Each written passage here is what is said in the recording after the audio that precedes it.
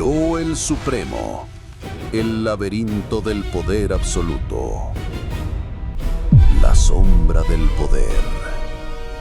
Imaginen el poder absoluto, no como un trono de oro o un ejército interminable, sino como una celda construida con palabras, decretos y soledad.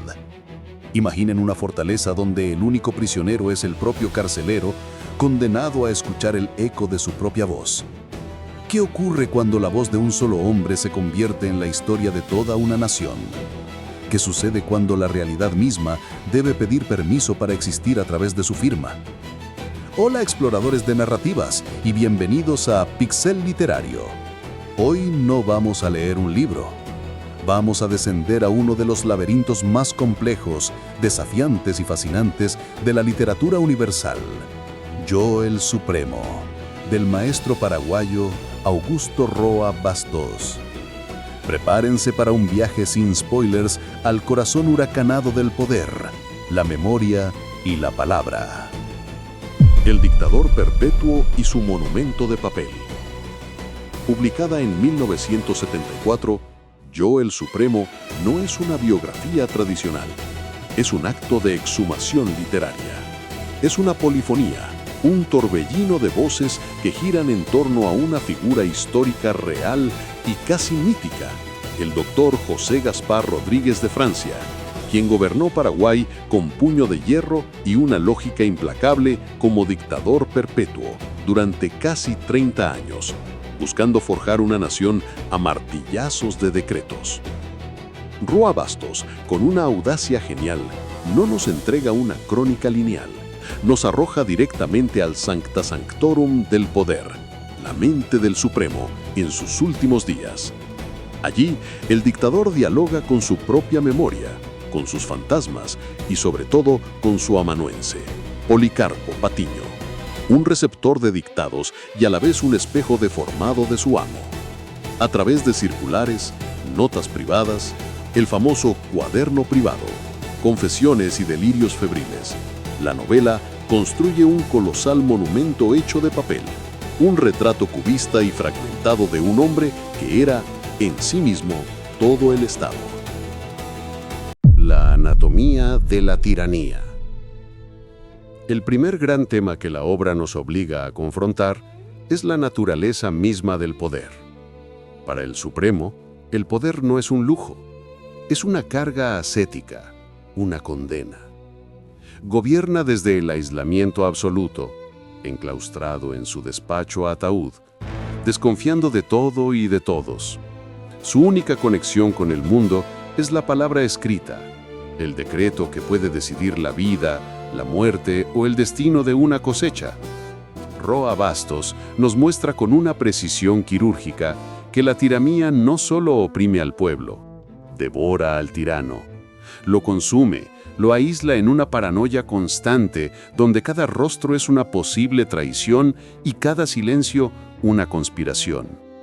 El dictador se convierte en una abstracción, una firma en un papel, temiendo que, si deja de escribir, si deja de ordenar, simplemente dejará de existir.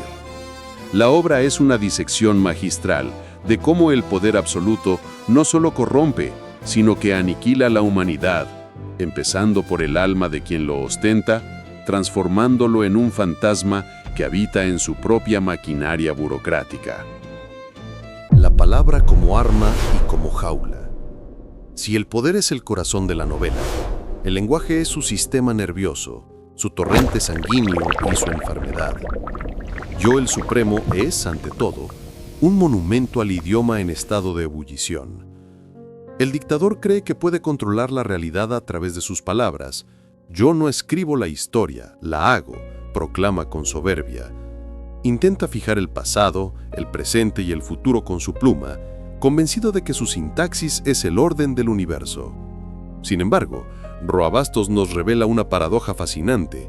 El lenguaje es incontrolable, es un ser vivo y rebelde.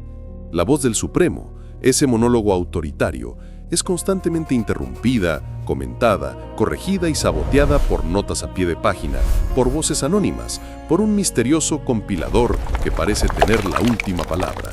La novela se convierte así en una guerra de narrativas. La palabra oficial del dictador lucha contra el rumor, el chisme, los pasquines anónimos que aparecen clavados en las puertas de la catedral. Es una lección filosófica profunda. La palabra que intenta ser una herramienta de control total se convierte inevitablemente en la jaula de barrotes invisibles de la que el Supremo no puede escapar. La historia como campo de batalla. ¿Qué es la historia? ¿Es el recuento objetivo de los hechos o la versión que imponen los vencedores? Yo, el Supremo, dinamita esta pregunta desde su primera página. La novela es un campo de batalla por la memoria de Paraguay. El Dr. Francia intenta construir su propio mito, su versión incorruptible de la historia. Pero su relato se ve invadido por los fantasmas del pasado, por las voces de los oprimidos, por aquellos que fueron borrados de la crónica oficial. Roa Bastos mezcla magistralmente la ficción con documentos históricos reales, creando un efecto de realidad alucinada. Ya no sabemos qué es verdad y qué es invención, y quizás esa es la clave. La novela sugiere que la historia no es un monolito de mármol, sino un diálogo febril, un palincesto caótico y a menudo contradictorio entre el poder y el pueblo, entre el documento y el recuerdo susurrado. Nos enseña que olvidar es tan político como recordar y que la lucha por contar la propia historia es la lucha definitiva por la libertad. Un espejo roto, la estructura del caos. Muchos lectores se preguntan por la estructura de la novela. ¿Por qué es tan fragmentada, tan caótica? La respuesta es que la forma es el fondo. Roa Bastos no nos cuenta el caos del poder, nos hace vivirlo.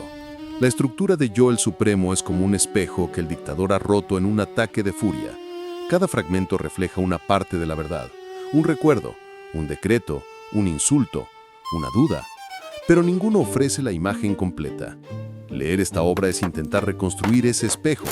Es navegar un texto sin un centro claro, porque el centro, el poder absoluto, es en realidad un vacío. Esta polifonía de voces, esta fragmentación deliberada, es la manera que tiene el autor de representar una conciencia rota y una memoria nacional en disputa. No es un defecto, es la demostración de su genio. La estructura del libro es el reflejo perfecto de la mente de un tirano y de la historia fracturada que intenta dominar. El legado de un libro indomable.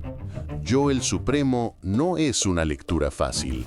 Es exigente, laberíntica, a veces críptica. No ofrece respuestas sencillas, sino que nos sumerge en la incertidumbre. Pero es precisamente en esa dificultad donde reside su poder transformador. Es una obra que nos obliga a ser lectores activos, a cuestionar cada palabra, a convertirnos en detectives de la historia y del lenguaje. Su legado es inmenso. Nos recuerda que las dictaduras de América Latina no fueron solo sistemas políticos, sino también complejos y asfixiantes sistemas narrativos. Y nos deja una advertencia atemporal. Debemos desconfiar siempre de la voz única, del poder que busca silenciar a los demás, de cualquiera que proclame ser la encarnación de la patria. Porque cuando un solo yo se vuelve supremo, la historia de todos está en peligro. Esta obra es una invitación a pensar, a debatir y a nunca dar la historia por sentada. Si este viaje a las profundidades del poder te ha impactado, dale like al video y suscríbete a Pixel Literario para seguir explorando las obras que definieron nuestro mundo. Ahora te pregunto a ti, ¿qué otras obras literarias te han hecho cuestionar la historia oficial? ¿Crees que un libro puede ser un acto de resistencia? Déjame tu opinión en los comentarios, porque aquí, en Pixel Literario, cada voz cuenta. Hasta la próxima, amigos lectores.